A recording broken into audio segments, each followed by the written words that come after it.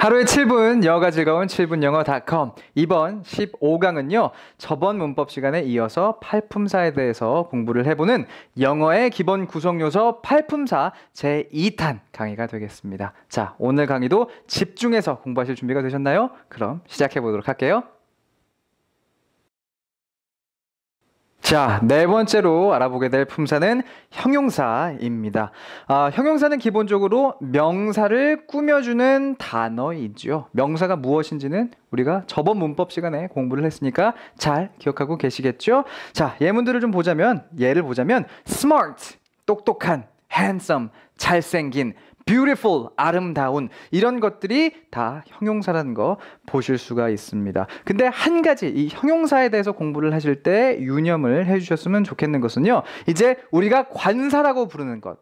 이것도 사실은 형용사에 넓게 보자면 형용사에 포함이 된다는 것을 알고 계셨으면 좋겠어요. 사실 관사는 굉장히 좀 특별하기 때문에 관사라는 이름으로서 따로 좀 취급을 많이 받습니다. 하지만 넓게 보자면 관사도 형용사인 것이다 라는 개념 오늘 좀 가져가셨으면 좋겠고, 이어서 다섯 번째 품사로서요 부사에 대해서 공부를 해보도록 할게요. 부사는 참 하는 일이 많아요. 동사, 형용사, 부사, 그러니까 부사가 부사를 꾸미기도 하는 겁니다. 그리고 문장 전체까지도 이런 것들을 다 꾸며주는 단어가 바로 부사예요. 형용사랑 상당히 비교가 되죠. 형용사는 명사만 꾸미는데 부사는 동사, 형용사, 부사, 문장까지도 꾸미게 됩니다. 해서 뭐 very 이런 거 아주란 뜻이고요. quite 꽤나 이런 뜻이죠. surprisingly 하면은 놀랍게도 이런 것들이 다 이제 부사가 된다는 거 보실 수가 있는데, 참고적으로요. 역시나 이것도 여러분들이 알고만 계시면 되겠습니다. 몇몇 부사들은요.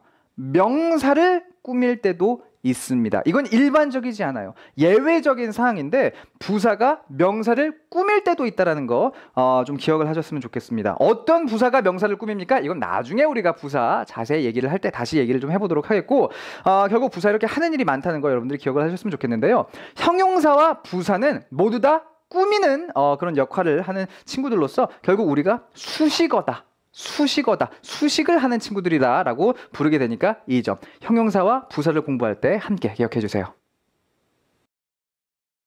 여섯 번째로 이번에 알아보게 될 품사는요, 전치사입니다.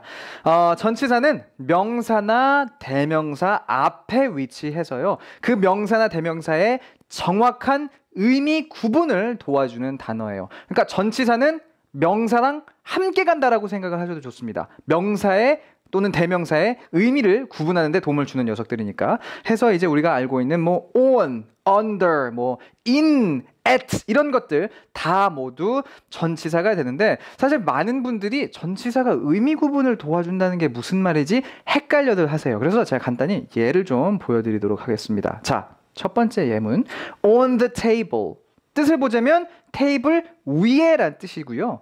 under the table, 테이블 밑에. beside the table은 테이블 옆의 뜻이죠.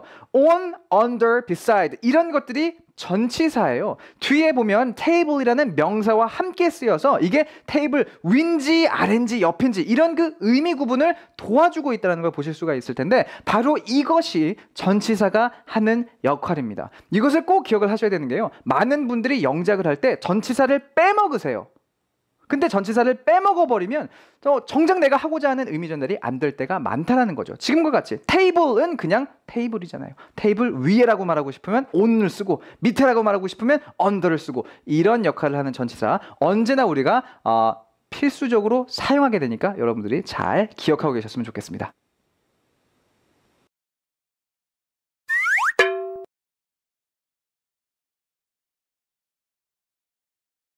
이번에 일곱 번째로 공부하게 될 품사는 접속사입니다.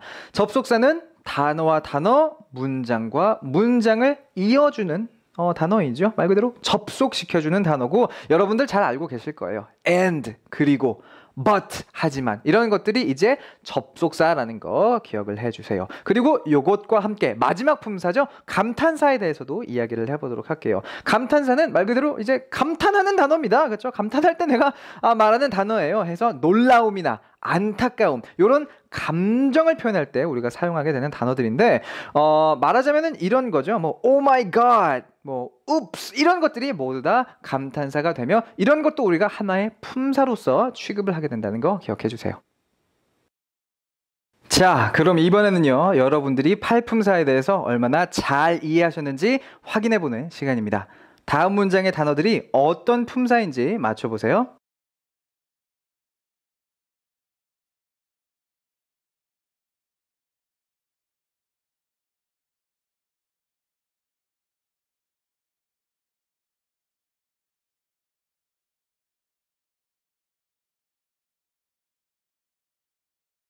자, 그럼 이제 답을 확인해 보도록 하죠.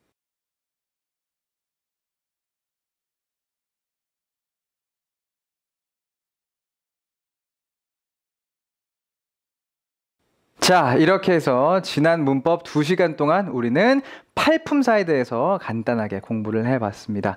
자세하게 들여다봤다라고 할 수는 없죠. 말 그대로 팔품사에 대한 기본적인 지식만 우리가 함께 공부를 해봤는데요. 어쨌거나 이러한 지식만으로도 여러분들이 앞으로 문법을 공부하실 때 큰 도움을 받게 되실 테니까 이번 강의 그리고 저번 문법 강의 모두 다 꼼꼼히 복습해 주세요. 자, 그럼 저는 이제 이만 인사드리고요. 다음 시간에 뵙도록 하겠습니다. See you next time.